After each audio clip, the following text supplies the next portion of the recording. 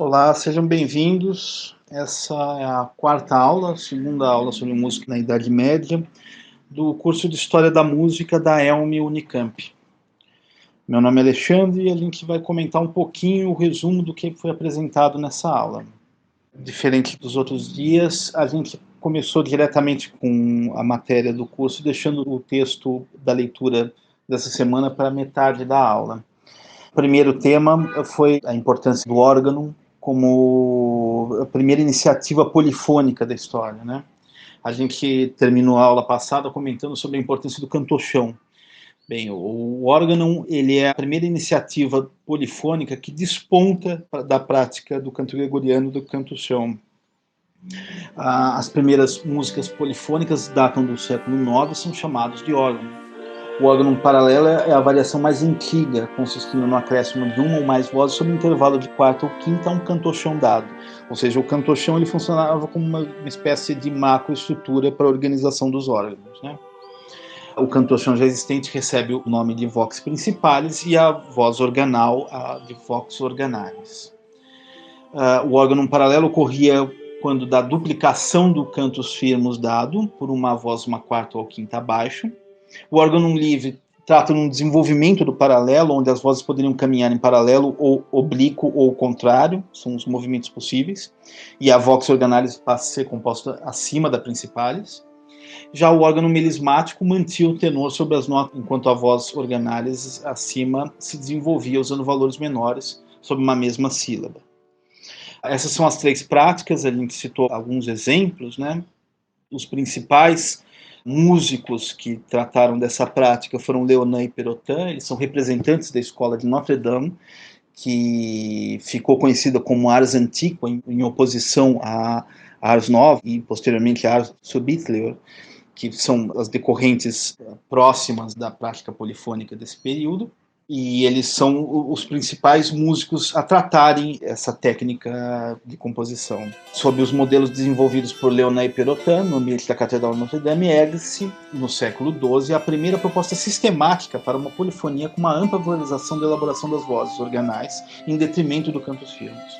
O movimento seria caracterizado como ars antiqua.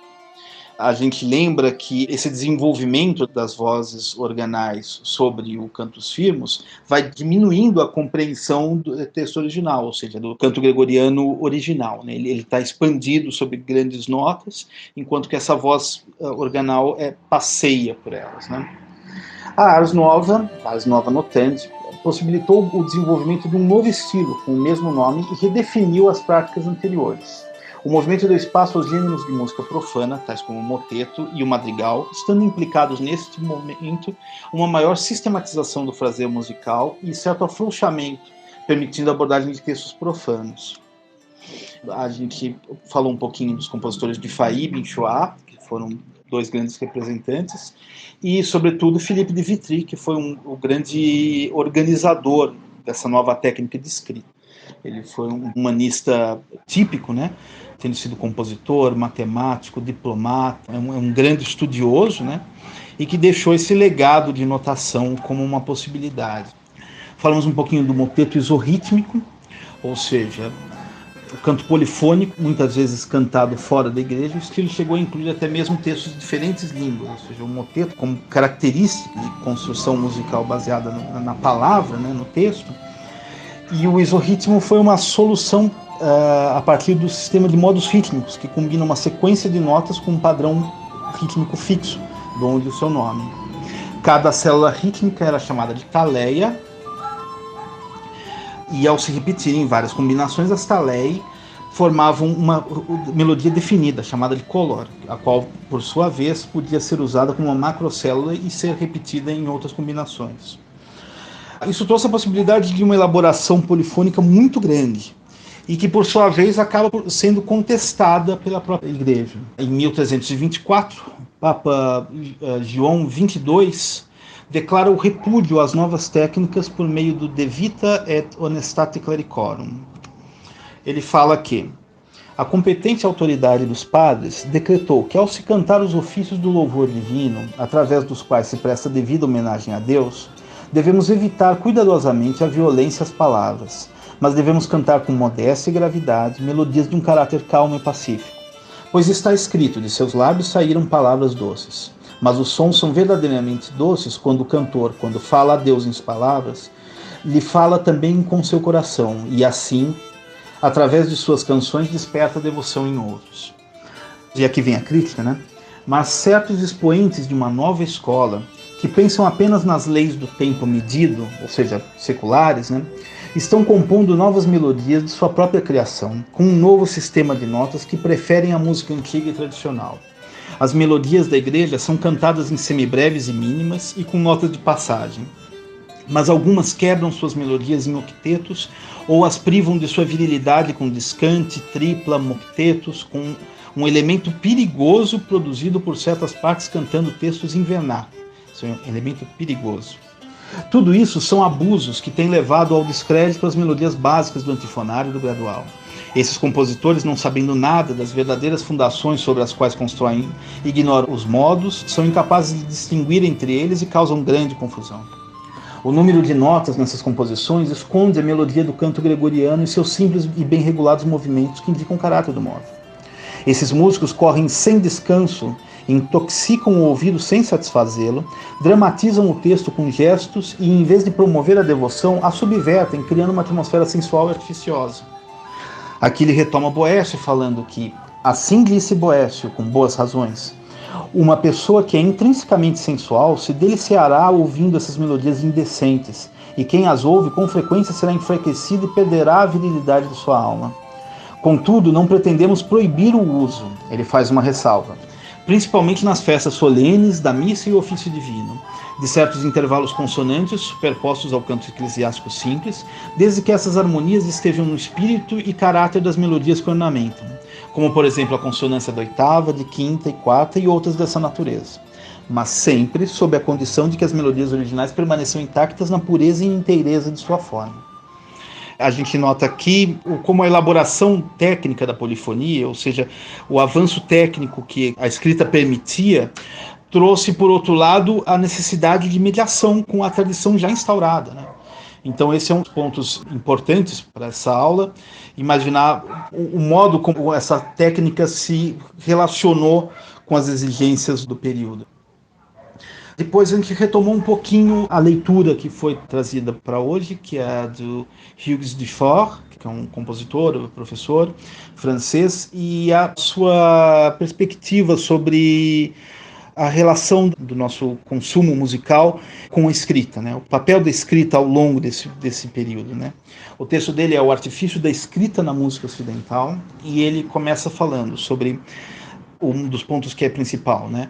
A música ocidental só se concebeu como um ato original de criação a partir do momento em que ela submeteu o ouvido ao domínio do olhar. Essa relação de opostos, né, entre o ouvido e o olho, eu acho que é o ponto central da reflexão dele, eu acho que é um dos pontos mais caros, né? Desde a sua origem, no início do ano 1000, ela optou implicitamente pela escrita e pelas técnicas, pelo cálculo e pelas máquinas, pelas mediações instrumentais, pela ordem contranatural da vontade humana. Ela partilha os principais atributos da tradição faustiana, como a fabricação de ferramentas, o trabalho mecânico, a medida do tempo e a imposição insistente da pena. É uma relação prática que a música tem com o fazer artesanal, né, com o fazer mecânico, né? Sua arte é a dos movimentos violentos, sistematicamente ocupados em enganar as limitações que foram impostas. Se a sua imaginação continua atraída pela ciência das margens do movimento, é porque, inicialmente, a música europeia se fundou no desejo de dominar o sonoro, reduzindo-o inteiramente a determinações espaciais e mecânicas.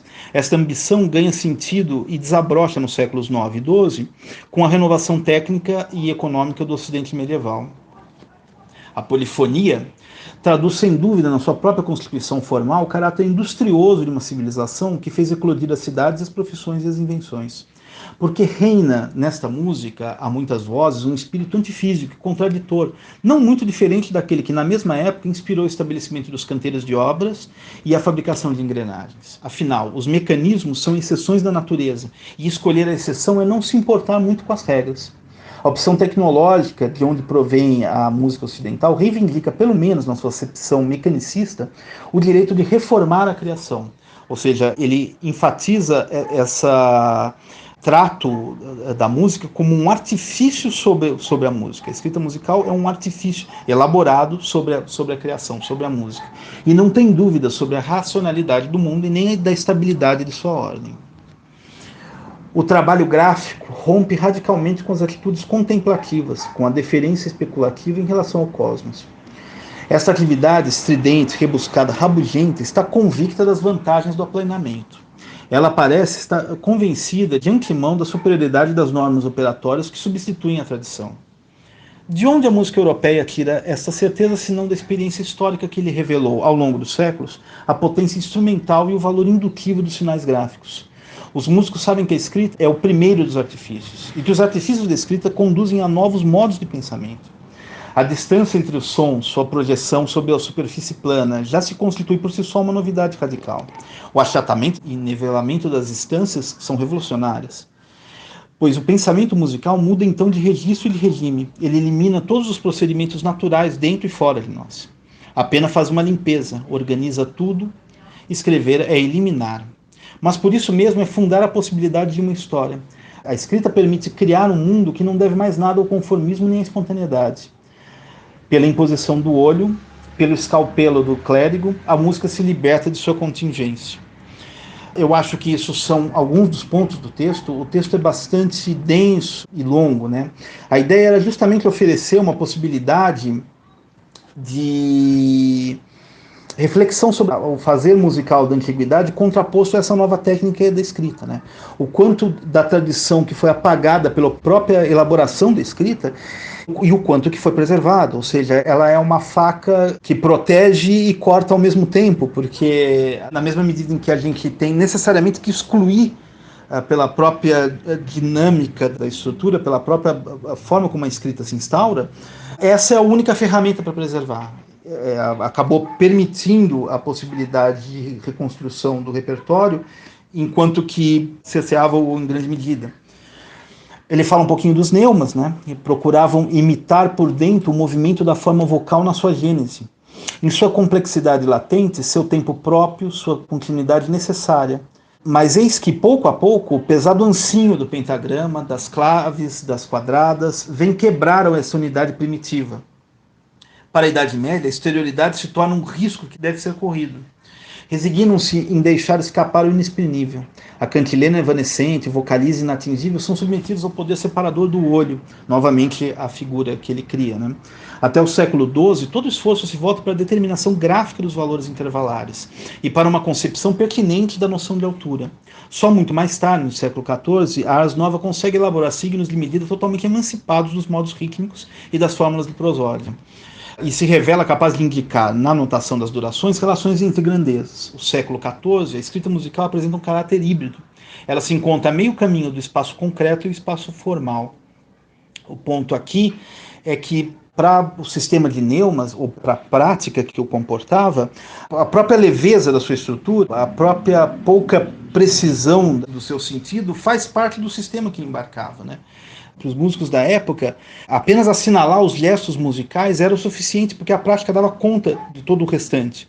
Na medida em que o texto foi se tornando mais complexo, houve a necessidade de uma escrita que o embarcasse, né, que uma escrita que o representasse, e ao mesmo tempo a independência em relação a esse ambiente, a necessidade dessa imersão, desse ambiente coletivo que desse conta dos significados que não estavam no próprio texto. Isso é um pouquinho do resumo dessa aula. Eu acho que muitos pontos podem ser colocados no texto de Faure. A música como um artifício planificador, a exterioridade proibida da Idade Média, proibida e ao mesmo tempo necessária, né? A música máquina, o estabelecimento de uma técnica de reprodução, né? Essa violência criativa e a articulação de automatismos para criar tensões. A gente fica por aqui, deixando espaço para as próximas aulas. Muito obrigado, um grande abraço.